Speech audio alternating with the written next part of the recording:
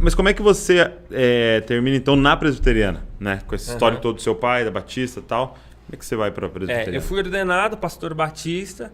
E aí, quando eu fui ordenado, fui convidado para uma igreja para ser pastor. Você fez seminário batista? Não, eu não fiz seminário. Aí é uma outra história longa também.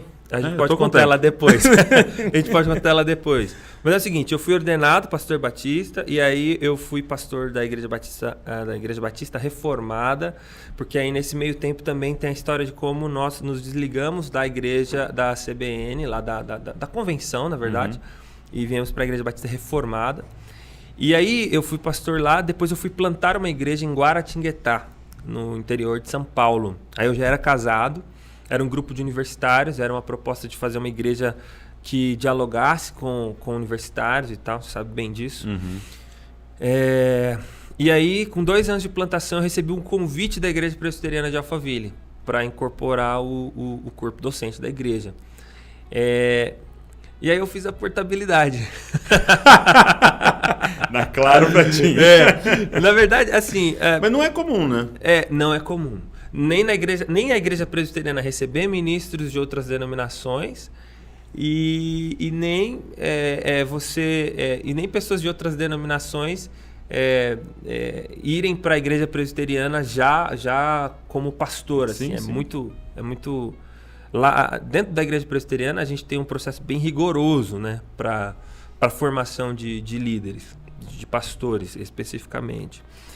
Mas como eu recebi um convite, existe um parágrafo lá na nossa Constituição que permite, né? Não foi nada feito de forma inconstitucional, mas que permite que pastores de outras denominações sejam recebidos como ministros ordenados da Igreja Presbiteriana do Brasil. E aí eu fui para o presbitério, fui submetido à sabatina, aquela coisa toda e tal. E aí o pessoal achou que... Acho que o critério estava baixo no dia. Achou que eu poderia ser ministro presbiteriano. E aí daí, a partir de então, tem 3 anos. Entendi. Eu sou ministro presbiteriano. Entendi. Então você não cresceu ali na presbiteriana? Não, eu cresci na Batista. Mas a Batista Reformada tinha muito a ver? Muita similaridade. Para mim não teve crise nenhuma. Porque assim, acho que as duas grandes, teologicamente falando, né? Sim. As duas grandes diferenças... o batismo e os sacramentos como um todo, né? Batismo e ceia, né? Fora o modelo de governo, então, mas essa é a parte mais eclesiológica. Agora, de parte conceitual, assim, teológica mesmo, a grande diferença é o batismo e a ceia. Para o batista, ele é credo-batista, né? Já está no nome. Para o presbiteriano, nós somos pedobatistas. Qual a diferença das duas coisas? Batizamos crianças, aquela coisa toda, né? Só que o batista reformado, ele é aliancista. Então, o batismo infantil é só um reflexo da doutrina da aliança. E eu já era aliancista, então isso não foi uma crise para mim. E o lance dos sacramentos, que para o batista, geralmente a ceia, ela é um memorial, né? Igrejas mais carismáticas como um todo, o evangelicalismo brasileiro como um todo, majoritariamente pelo menos, ele vê a ceia como um memorial. Para nós que somos presbiterianos, nós vemos como um sacramento. A presença espiritual de Cristo mesmo, assim, nutrindo o povo e tal.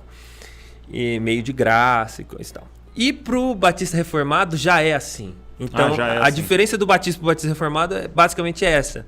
Então eu não tive muita... não perdi o sono. Foi fácil. Continuei com todos os bônus da portabilidade. E hoje lá na presbiteriana de Alphaville, né? Onde você lidera, é um corpo que lidera? Isso. Mas tem um pastor presidente? Isso. Como é que funciona? Constitucionalmente, funciona como um pastor efetivo ou um pastor eleito. E aí esse pastor, ele tem... a Constituição prevê que ele pode ter pastores auxiliares, entende? Então, os pastores auxiliares são membros da equipe pastoral. Okay. Então, quem pastoreia a igreja não é o pastor, é a equipe pastoral. Então, nós somos parte dessa equipe pastoral. Okay. E quem é o pastor lá? Lá é o pastor Hilder. Pastor Hilder Stutz Campanucci. Entendi. Um sujeito visionário, assim, um cara incrível. E lá nós somos mais 6 pastores. Então você foi convidado para esse time. Esse time pastoral. Legal. Exatamente. E aí, lá você já se envolveu com a música? Eu fui convidado para ser pastor dessa área de adoração e liturgia, como um todo, assim. Então, trabalhar no culto, na ordem de culto, enfim, nos programas e tal. E parte de música. E aí, inevitavelmente, na parte de educação também, né? Porque pregando, enfim. Então, eu atuo lá bastante na parte de pregação e na parte de música.